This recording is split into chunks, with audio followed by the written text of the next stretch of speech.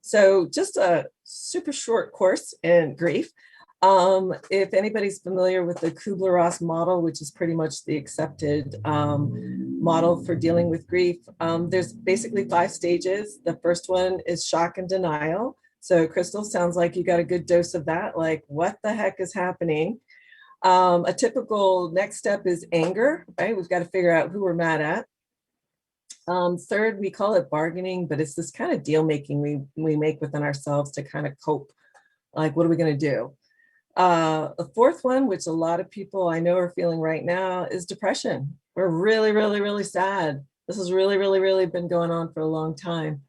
And our goal is acceptance, right? That's the ultimate goal in the stages of grief. And what's super important, whatever context you think of grieving, there's a Buddhist philosophy about we grieve everything all the time, right? We grieve yesterday. We grieve our children being babies. We grieve our health. We grieve our youth. And sometimes just using this model will help us just do a little, some normalizing. Like, yeah, it's okay to be sad about things that are over. But now that I understand that, I can accept it and move on. Super important with the stages of grieving are there's no prescribed quote unquote healthy amount of time. We grieve as we grieve. Some cultural norms have, prescribed you wear black for a year, you wear an armband, those kinds of things, more social norms of how to experience grief. But what happens if that's not enough time, right? Or what happens if you're okay? So we can question those things. And, I'm here to tell you there's no right way to grieve. The other piece of that is we can hop around in those stages. They're not sequential. Just because, I'm done being angry and I'm kind of into my depression, but then I'm angry again.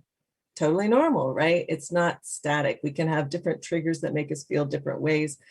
All part of the process, all totally healthy, normal behaviors.